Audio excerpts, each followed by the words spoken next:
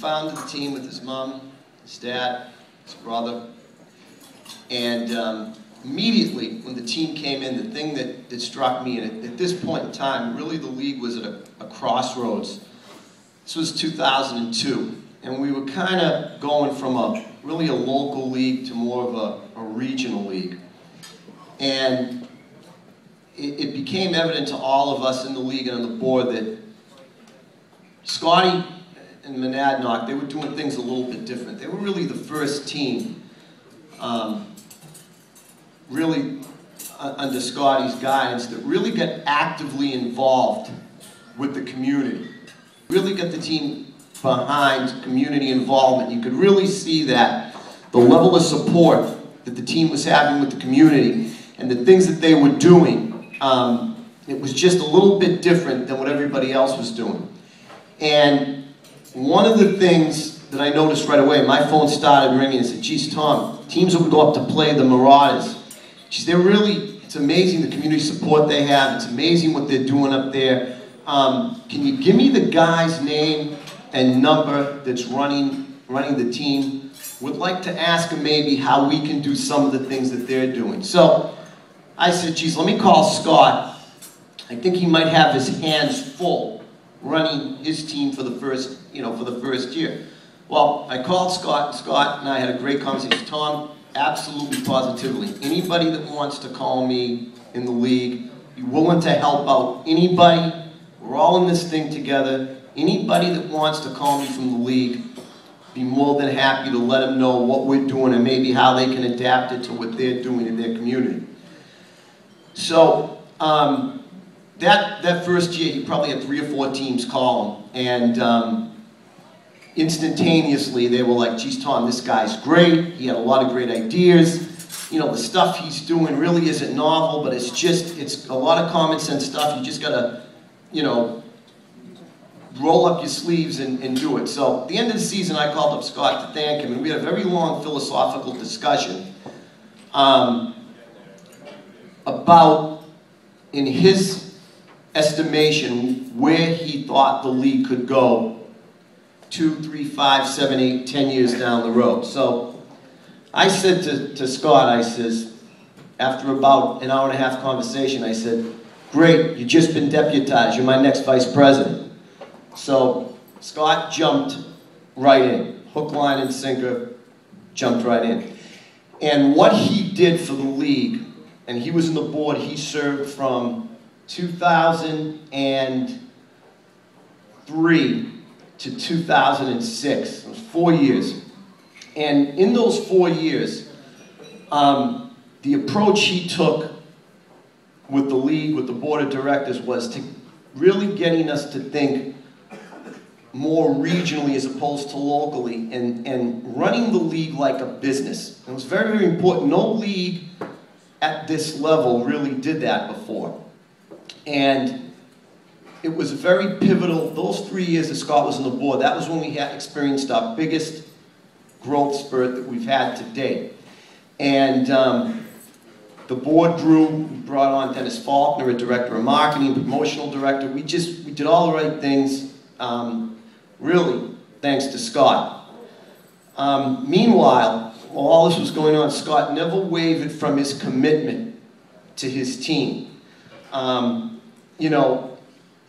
He was volunteering, I know, with there's a community outreach program there that I think, Jimmy, you guys serving Thanksgiving, right, handing out turkeys, and everything that he did was really, he had a view of a bigger picture for not only the team, but the league. I know that there are a few things to Scott that were just fundamentally important.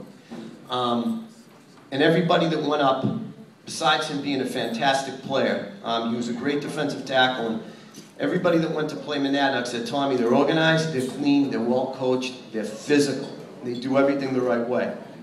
And one of the things that I know that was important to Scotty, as this thing grew, was to play with his 2 brothers. I think it was 2003, Labor Day weekend, had a game against, was it, Jimmy, was it Western Mass? Tomcats. The Tomcats, the Maine Tomcats. And Scott was able, and I know it meant a lot because Scott really didn't talk too much about personal stuff, but I know that meant a lot to him. He mentioned it 2 or 3 times how important it was and how much fun it was for him to suit up with his 2 brothers. And about 5 years later, the last game Scott played, and he had not played for a few years before that, he suited up again in 2008, and he played again that Labor Day weekend. I think one of the things that I'm going to remember most about Scott, not just what he contributed to his team, to the community, and obviously to his family, is how important, sincerely important, everything he did meant to him. And this is a true story. Many of you will remember this. We had a Christmas luncheon here with the board, and sometimes I can be a little long-winded. And I ended up choking on a piece of chicken. I mean, really, like, I was going man under. And I looked at Scott, and he innately knew what to do, and it was the Heimlich, right down the dining room salves. And yeah, I know many of you would probably think we should just let him choke. But Scott and I had a good laugh after that. All I can say is, I think this, more than anything else, what he did again for us as a league, and a big part of where we are today is because of Scott, that really eased us and kind of escorted us from that transition, being a local league to a regional league and being recognized at the national level. I keep talking about really what everybody meant to him, who he knew and he helped. And I think the greatest story Jimmy told me was right up until the last month, and including the last month of his illness. And I find this remarkable. He volunteered at the local hospital. And as sick as he was, there are a few things in this league that I appreciate more, really nothing I appreciate more, than some of the people that I've been able to meet, and the character of some of the good people that I've had the good fortune of dealing with. Some of the people that have made an impact on me personally. One of the things that Scott said in one of our last conversations that him and I had, he said to me, "Tommy, isn't it amazing what we can accomplish and what people can accomplish?" It was a Ronald Reagan quote. He said, "Isn't it amazing what a group of people can accomplish when nobody cares who gets the credit?" And to me, that spoke volumes about Scott, how unselfish he was, and a truly, truly, truly good person. And I think not just the league, the Marauders, the community. I think all of us, I know myself personally, I'm better, I think we're all better for having worked with him and known him.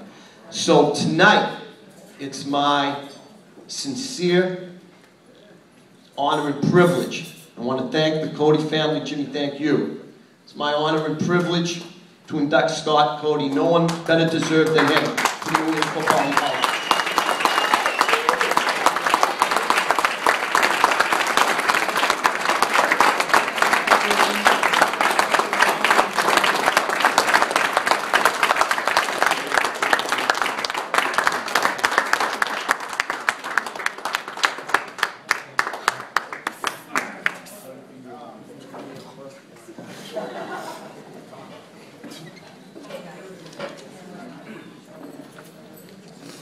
I'd like to thank the Commissioner, Thomas City, those kind words for Scott. On July 29th, 2010, 7:44 p.m., Scott lost his life with cancer. At the age of 46, he's left a big hole in our lives. As a player, Scott played all out every play, no matter how tired or hurt he was. He always made his presence known. Every time Scott took the field, you could see the excitement in his eyes and how happy he was to be a player. I had the privilege of playing alongside my brother and the rest of the Marauders team. Some of the best memories I've had.